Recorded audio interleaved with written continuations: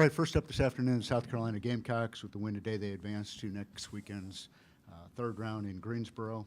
We're joined today by head coach Don Staley and student athletes Leah Boston and Bree Beal. Coach, if you would, please make an opening statement. Just want to say that Miami was a very competitive game. We knew coming in they were a really hot team, and we want to just do our best to disrupt and not give them, open looks because of how hot they were from an offensive side of the ball. And also just want to, I want to thank our fans for creating an environment that's second to none across this country. And just hats off to our players who have fought so very hard getting to this place. And it's not an easy place to get, but they find a way to win, and I'm proud of them for that. We'll open up for questions for the student athletes at this time. Please raise your hand. We'll get a microphone to you. David's got the first one. Aaliyah and Bree, if you could each take this one. The defense today, just what did y'all do anything different to try to get them in and knock them off their rhythm? Since, as Coach said, they came in shooting about 40% from the field, and y'all took that out. Yeah, I mean, coming into a game, our goal is always to disrupt, and I think our defense did a great job of that. We were very dialed in. We made sure that we were focused on the scout, and we knew what everyone was doing, and it worked out pretty good. Yeah, I definitely would hammer on that, too. We definitely took advantage of the scout, made sure we knew everybody that was on that scout from what they do best, what they do worse, and we made sure, no matter who we play, just exploit. Augusta? Hey, this is for both of y'all. I wanted to ask about playing with Camilla. Two things. One, just her performance today, how good was it to see her play as well as she did? And then two, I've noticed that she smiles a lot while she's playing, and I wanted to ask, as her teammate, what plays into her joy while she's on the floor? Bree, you want to take that first? I think she just naturally is a giggly person. I would say in practice she could turn the ball over and just laugh and say sorry. And she's just uplifting, and I just love that about her because it gets me going too. It's just a happy joy for her. I agree. Camilla is always a very happy person, and today she played really well. Coach had been telling her to just shoot the ball, and she did a great job of that tonight, and I'm really proud of her. Cam? Leah, out of the 26 straight double-doubles, this seemed like it might have been the hardest today in terms of how much Miami was really attacking you in the paint defensively. What did you learn about the way that teams might try to look at you in the rest of the tournament that you can try to combat in the next couple games? I learned that I just need to continue to be patient with myself because I got a little frustrated tonight, but it's all right. I still try to do what I could on defense and make sure I rebound the ball and put my energy into something else, and I still got it, so yay, thank God. Mike? For both y'all, I mean, being in a situation like this where, yesterday you guys put up, I think, what was it, or 2 days ago, you put up 80-something points, wherever it was, and then today, more so of a slugfest defensively. What does that say about your team, though, and being able to find different ways to win, knowing that throughout the rest of this tournament, you guys are going to be in situations where maybe the defense has to step up a little bit more of the offense? Mm-hmm. Aaliyah? Yeah, I think as we play each game, I think teams are going to play us differently, and we're going to be able to knock down shots, and then if they step out, we're going to attack the basket, and we're just going to keep them on their heels. Bree? Yeah, I think, again, just continuing to trust our shot. We happen to, miss a few more than usual the past two games. So just continuing to trust our shot, trust our play within each other, and take us a long way. Corey? Aaliyah, to secure that 26 straight double-double, you had to knock down those two free throws there with about a minute 15-ish to go in the game. Was there any pressure when you stepped to the stripe there, or was that not even in your brain when you were taking those two free throws? Just kind of take us into that moment a little bit mentally for you. Well, I really just tried to knock the free throws down because I missed the ones before. So it wasn't really, knock these down, you get double-double. It's kind of like, can we make a free throw? And so it happened. Rick? Tell us, what was the level of intensity like out there on the floor today? Because it seemed like you really had to stay dialed in because after every mistake was so crucial just because the way that both defenses were playing. Yeah, in these games moving forward, Coach says all the time, the margin of error is very slim, and so we just got to make sure that we're doing all the little things, making sure that we're taking care of the ball, and it was intense out there. Miami is very physical, very aggressive, and so we just need to stay composed. Bree? I think going off what she said, we definitely have to make a minimum of mistakes. Make sure if we do make a mistake, we have to learn from that real quick. Like turn the page real quick and make sure that does not happen again. And really just, again, the trust factor, just trusting us and trusting that we're going to keep pushing and keep moving on. Chandler? Hey, Aaliyah, you may not have had your best game today, but your teammates had your back and they played good. You guys still won by double digits. So how comforting is that for you, knowing, okay, even if I'm not at my best because of double teams, triple teams, my teammates have my back and we can still win?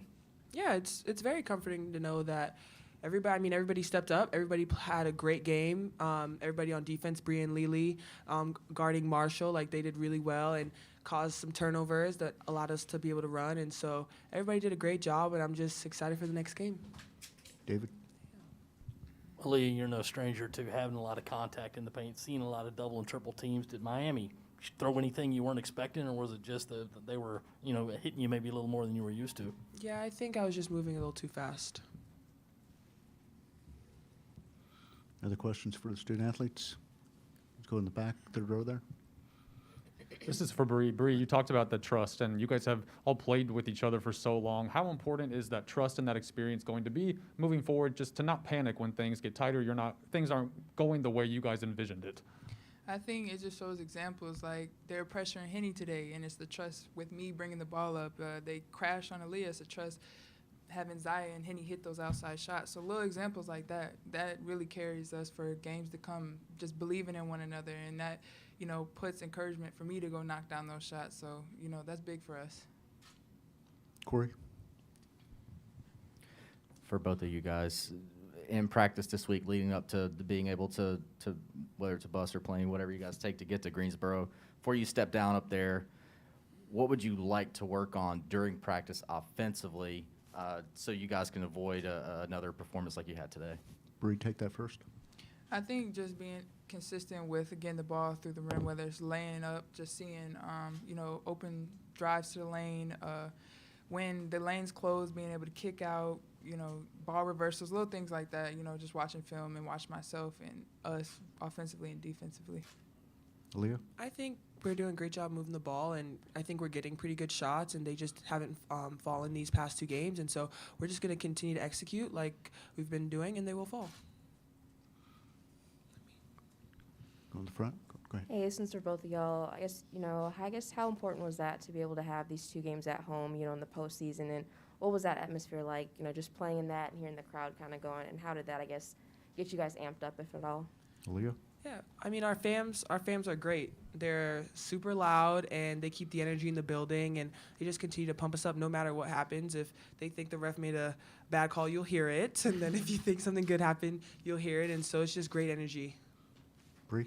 Yeah, definitely. They always have your back, no matter what. And it's just, the atmosphere gets you going. It gets you pumped. It gets you just, wanting to run through a brick wall. That's just how it feels with having them out there. And it just feels great. Any other questions for the student athletes? Seeing none. All right, you can go. Congratulations. See you next week.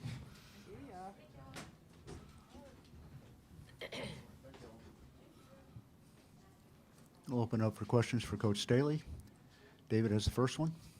Don't know, the players mentioned the scout on defense, the first which assistant had the scout today, and then just was there anything, revolutionary that you threw in the defensive plans just for Miami? Jolette had the scout, her first one in about 6 weeks.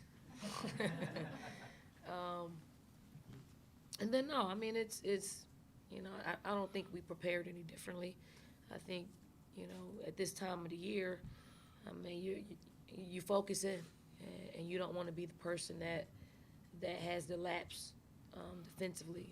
I thought Miami tried to take advantage of our bigs by popping on ball screens and spacing the floor, and we were switching a lot of those ball screens, and I just thought we were just really locked in to make sure that we didn't give them anything easy, and that was any player that touched the ball. I thought we did a really great job at just locking in and making sure that we're doing our part on that end and not relying on our ability to knock down shots. Matt? Don, on the other side of the court, you started the game, I think, 1 for 14 on layups. Just it got a bit better by the end of the game, but what did you see there, and what do you have to do moving forward to combat that and fix it?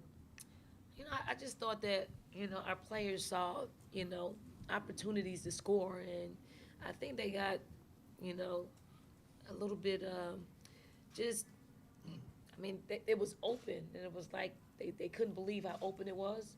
So you tend to change your shot for, you know, for one reason or another.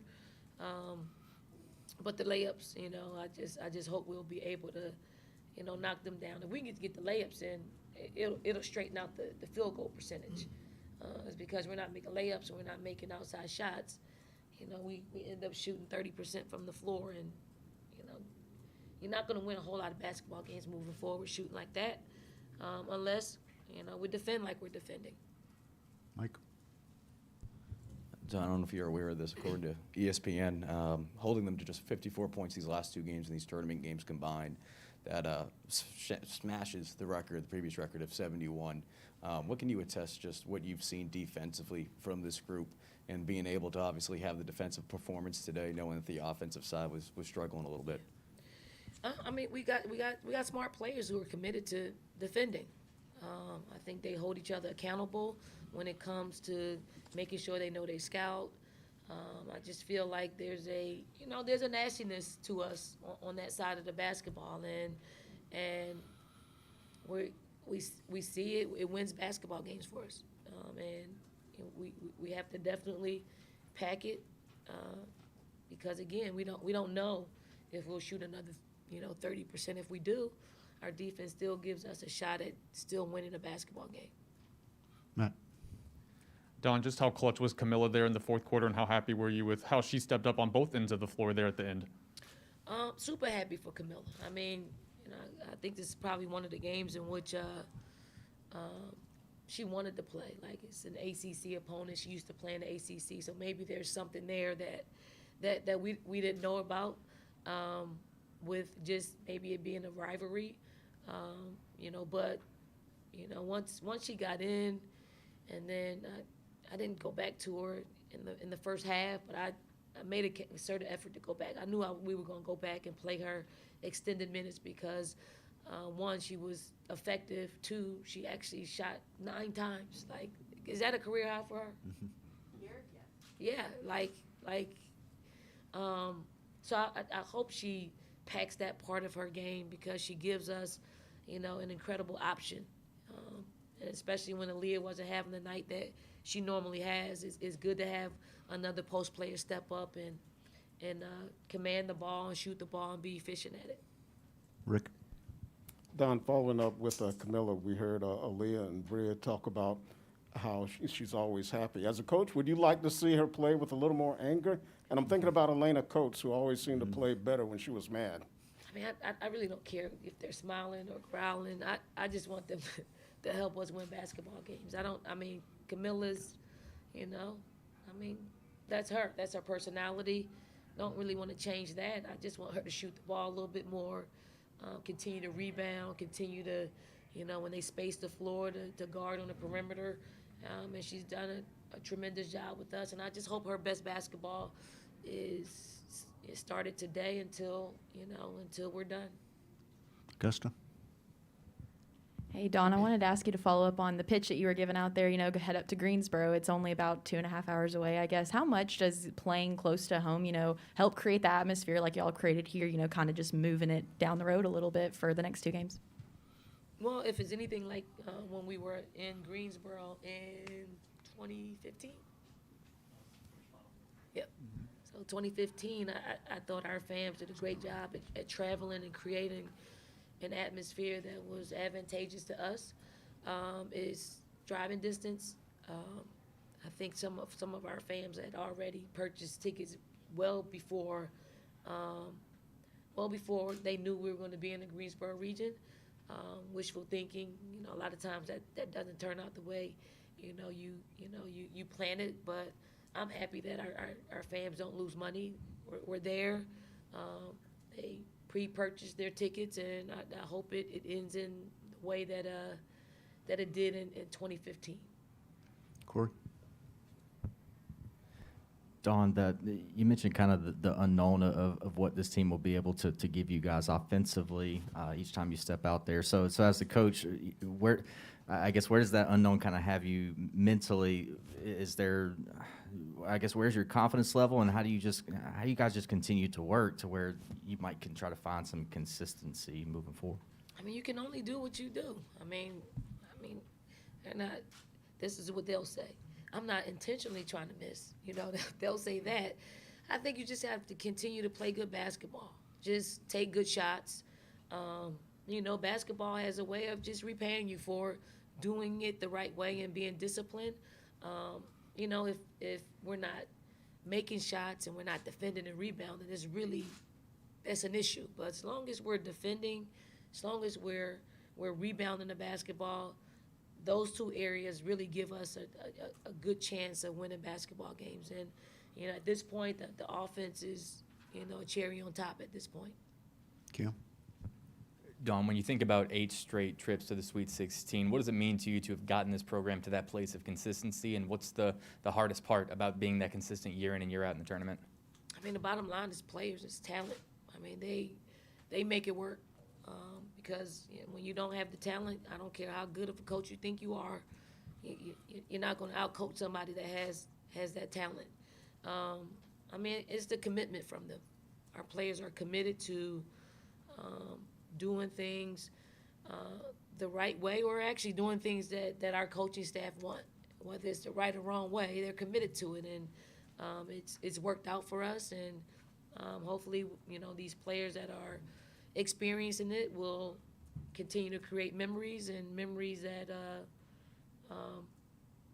of checking off their goals. Any other questions from the floor? We got Jeffrey in the back. Dawn, how much of your offensive struggles today were part of Zaya getting in foul trouble? Seemed like when she was out there was a little more edge to your offense. I don't know. I mean, Aaliyah doesn't shoot 4 for 15. I mean, that's not, you know, I thought probably Aaliyah's inability to make the shots that she normally makes. Like we've played through Zaya not shooting the ball well.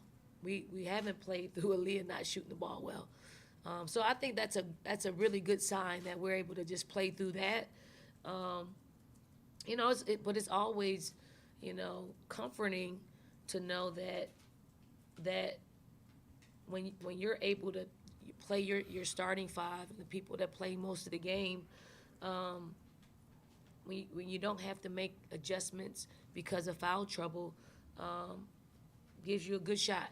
But when she had to go to the bench, you got other people having to do things that they haven't been able to do. They haven't shown us that they could do for an extended period of time. So it puts a little bit of a pressure on those players to perform. And, you know, I thought they held serve, and I thought we did a really good job with trying to get Zaya back in and out, and Lily just substituting in that way. I thought Lily, you know, she didn't score a point, but I thought defensively her energy was great. And it's that's how it's going to be. I know we didn't play LA, we didn't play Breezy Hall as much as we normally play them, but at this time, you know, it's situational. We gotta take advantage of where we think we have the advantage. We have time for one more, and that'll go to Chantel Jennings on Zoom. Chantel? Hey, Dawn. Congrats on the win. Kind of a big picture question for you, if you don't mind answering it. Parity in the women's game gets better and better every year. I think March is a good example of that. 6 double-digit seeds in the second round this year. Creighton beat Iowa earlier today. I'm just curious if in your coaching career, if there's any like specific reason you can point to as to why the parity is where it is now. Is it something on the grassroots level or different levels of investment or visibility? Anything specific? Well, I think the parity comes with, you know, players are spread out. Really good players are spread out. And it's not just Power 5 schools that are getting good players. I mean, it's everybody. There are enough good players out there that everybody can be successful. And I don't, you know, I'm not really surprised by some of the mid-majors are being able to, upset some higher seeds. They're probably not seeded the right way, and it's because they're probably not Power 5 and not playing the schedules that some of us play. But it's good players, great coaches. It's all of our game is, pretty special. And now we're just really starting to see other, the other side of it. I think sometimes we just concentrate on, the hot teams and coaches in the Power 5, and now, the mid majors are, they're rising. And I don't think they're catching anybody off guard either. I think they're catching the people who are, who push the narratives. They're catching them off guard, but they're not catching the coaching and watching our game grow and be as special as it is. All right, thank you, Coach. Thank you. See you next week.